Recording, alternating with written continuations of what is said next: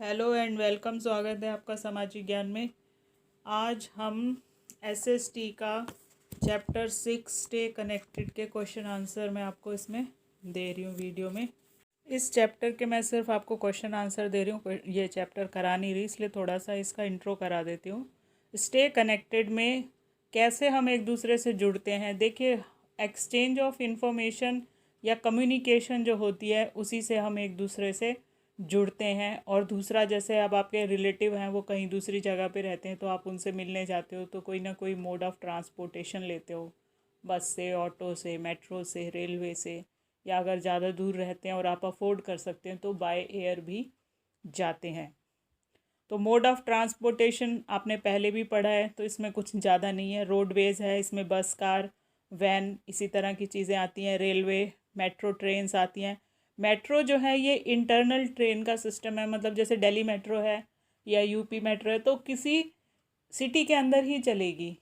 Inter state अभी फ़िलहाल नहीं है। ये कनेक्टिविटी इसकी कहाँ रहती है, एक ही, जैसे दिल्ली के अंदर चलने वाली मेट्रो दिल्ली में ही चलती हैं। ज़्यादा से ज़्यादा क्या है, दिल्ली से बॉर्डर जुड़ता है जहाँ गुड़गांव का, वो गुड़गांव तक जाती है। और इसी तरह यहाँ यूपी में नोएडा और गाज़ियाबाद तक जाती हैं। सेकंड चीज़ इसके अंदर है मीन्स ऑफ कम्युनिकेशन। इसमें आपका वाटरवेज और एयरवेज भी आपको पता है। मीन ऑफ कम्युनिकेशन के अंदर आता है पोस्टल सर्विस। जैसे हम पहले लेटर वगैरह लिखते थे, हमारे तो रिजल्ट्स भी लेटर के थ्रू आते थे, पोस्ट कार्ड चलता था। अब आप लोगों को तो पोस्ट कार्ड आपने देखा ही नहीं है। न्यू जो बच्चे हैं अभी, टेलीफोन और मोबाइल देखा है आपने। पुरानी मूवीज़ में आप देखेंगे तो वो चरखड़ी वाला वो होता है जिसमें एक डायलिंग का सिस्टम होता है, डायल करते थे। और अब तो लोग बड़े आराम से बोलते हैं। पहले ट्रंक कॉल बुक की जाती थी जब एसटीडी कॉल किया जाता था। जो बड़े बूढ़े आपके दादाजी और हो सकता है आपके फादर वगैरह ने भी कभी उसको यूज़ किया हो जब वो छोटे रहे होंगे, तो उस समय पे लोग ऐसे बात करते थे चिल्ला चिल्ला के, हेलो, हाँ, आवाज़ नहीं आ रही है। कुछ पुरानी मूवीज़ में आपको वो चीज़ देखने के लिए मिल भी जाएगी। और कंप्यूटर्स, कंप्यूटर्स तो पहले बॉक्स टाइप के आते थे, मतलब टीवी जैसे आते थे, और अब इतना स्लीक मॉडल आता है। जैसे पहले लैपटॉप भी हैवी आते थे थोड़े से, और अब तो लैपटॉप भी एकदम पतले आ रहे हैं। और हो सकता है जब तक आप लोगों का टाइम आएगा और ज़्यादा ये इम्प्रोवाइज़ हो जाएगी चीज़। फ़ोन जो हैं वो इस समय सभी रोल प्ले कर रहे हैं। पहले फ़ोन सिर्फ कॉल करने और रिसीव करने के काम आते थे। अब ये छोटा मोटा कंप्यूटर है जो आपके हाथ में, इसमें आप इंटरनेट एक्सेस करते हो, टीवी भी देख लेते हो और न्यूज़ भी देख लेते हो, और किसी को मेल करना होता है तो आप मेल भी कर देते हो। तो ये सारी चीज़ें इसमें मिल गई है। एक वर्ड इसमें आया है मास मीडिया। मास मीडिया, मास कम्युनिकेशन। देखिए, मास वर्ड जो है ये बहुत सारे लोगों के लिए यूज़ होता है। मास का मतलब है लोग, बहुत सारे लोग, ढेर सारे लोग। जब आपको एक समय में बहुत सारे लोगों से कम्युनिकेट करना होता है तो आप मास कम्युनिकेशन का सहारा लेते हैं। जैसे मोदी जी की मन की बात, ये प्रोग्राम ऐसा है जो कि पूरे इंडिया में चलता है। उसका एक फ़िक्स टाइम है, उस समय वो आते हैं और कुछ रेफरेंस देते हैं जिन लोगों से वो बात करते हैं या जिनका कोई उनको अच्छा अनुभव होता है, जो लोग उनसे अपनी बातें शेयर करते हैं।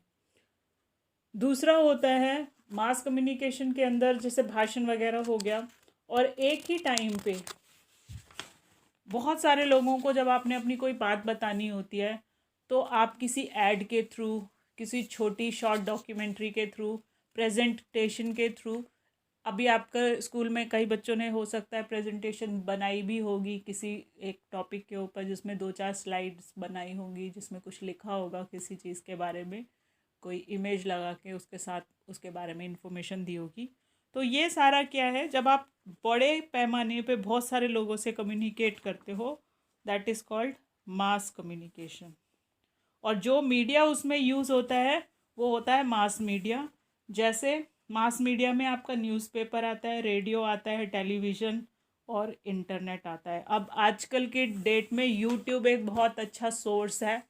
ये इसलिए अच्छा सोर्स है कि आप एक टाइम में बहुत सारे लोगों से कम्युनिकेट कर सकते हो। आपसे कई सारे ऐसे लोग जुड़ते हैं अलग अलग जगह से, जो आपके, अगर नॉर्मल डेज़ में, अगर आप, फॉर एग्ज़ाम्पल मैं अपना बताती हूँ कि अगर मैं ट्यूशन पढ़ाऊँगी तो मैं एक टाइम में 10, 20, 50 बच्चों को पढ़ा सकती हूँ।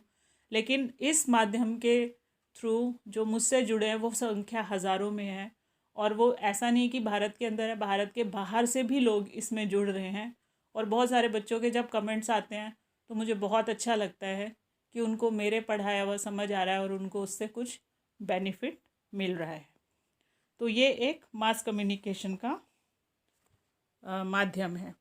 अब हम इसके क्वेश्चन आंसर करते हैं बैक एक्सरसाइज। यहाँ एक चीज़ मैं आपको बताना चाहती हूँ कि जैसे अभी आपने ये चार्ट देखा और एक इसके पीछे का भी चार्ट आपने देखा, ये एक मेथड है नोट्स बनाने का। अब आप नेक्स्ट बड़ी क्लास में जाओगे तो वहाँ नोट्स आपको चीज़ें याद करने में बहुत ही मदद करेंगे।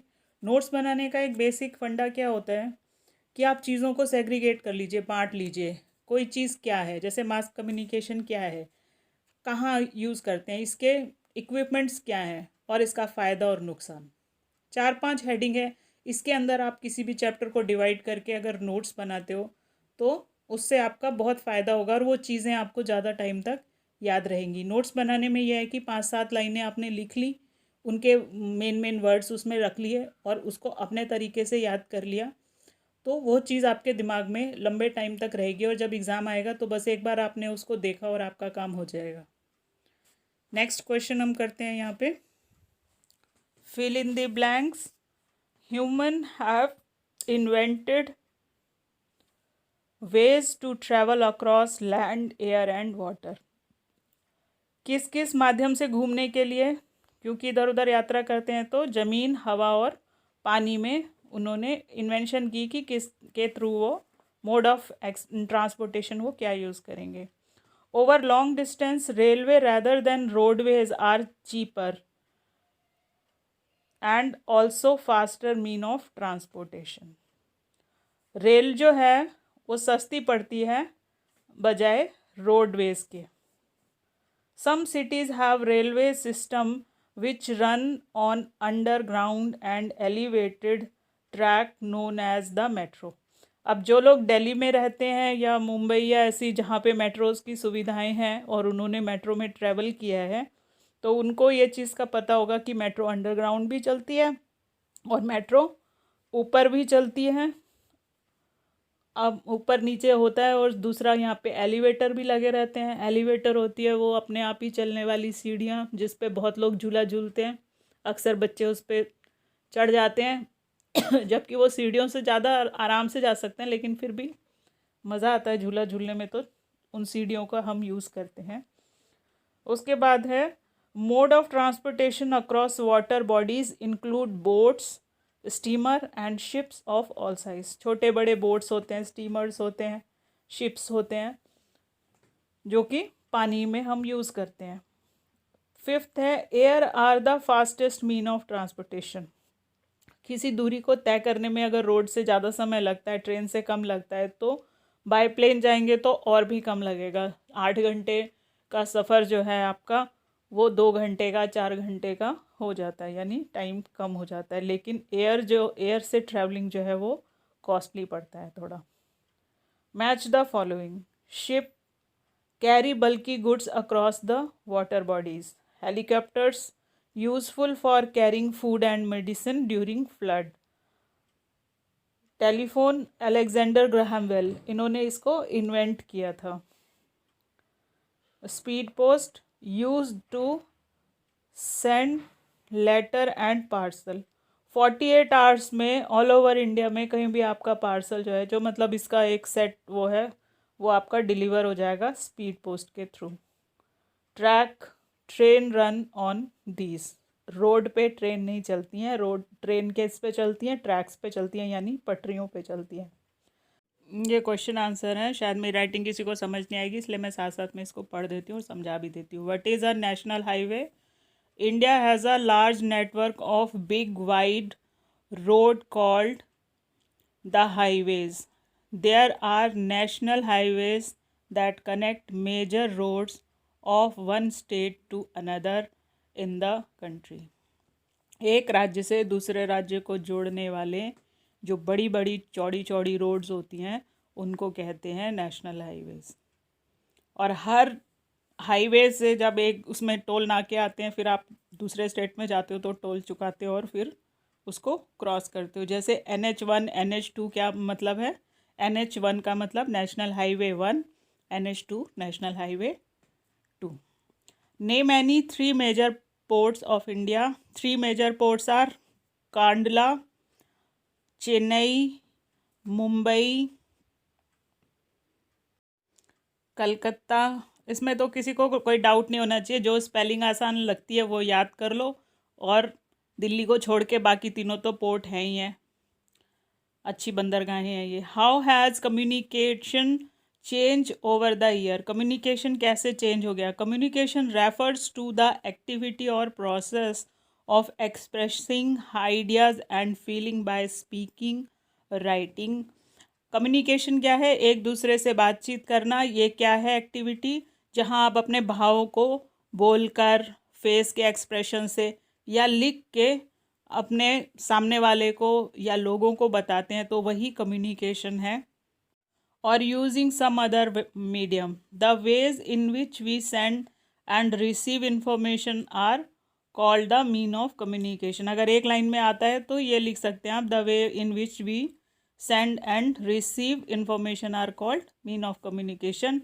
इन the past year we used postal services for sharing information, then we used telephone and mobile phones, cordless phones and mobile phones with camera, and now smartphone with internet। अब आजकल हम कैसे फ़ोन यूज़ कर रहे हैं? जिनमें camera है और उसके साथ साथ उसमें इंटरनेट एक्सेस भी है। Give any 2 features of smartphone. Nowadays, mobile phone have inbuilt computer camera, video camera as well. Such advanced phone are called smartphone। अब इसमें क्या है कि मोबाइल फ़ोन में हम कॉलिंग तो कर ही सकते हैं, मतलब कॉल कर सकते हैं, रिसीव कर सकते हैं, SMS भेज सकते हैं, रिसीव कर सकते हैं। इसके साथ साथ हम क्या है, कंप्यूटर की तरह हम इसको जैसे PDF फाइल बना सकते हैं, और अगर कोई सॉफ्टवेयर डाउनलोड करते हैं अपना, तो उसमें हम वर्ड की तरह टाइप भी कर सकते हैं। कैमरा भी चलता है इसमें, और इसके साथ हम छोटे छोटे वीडियोस भी बना सकते हैं।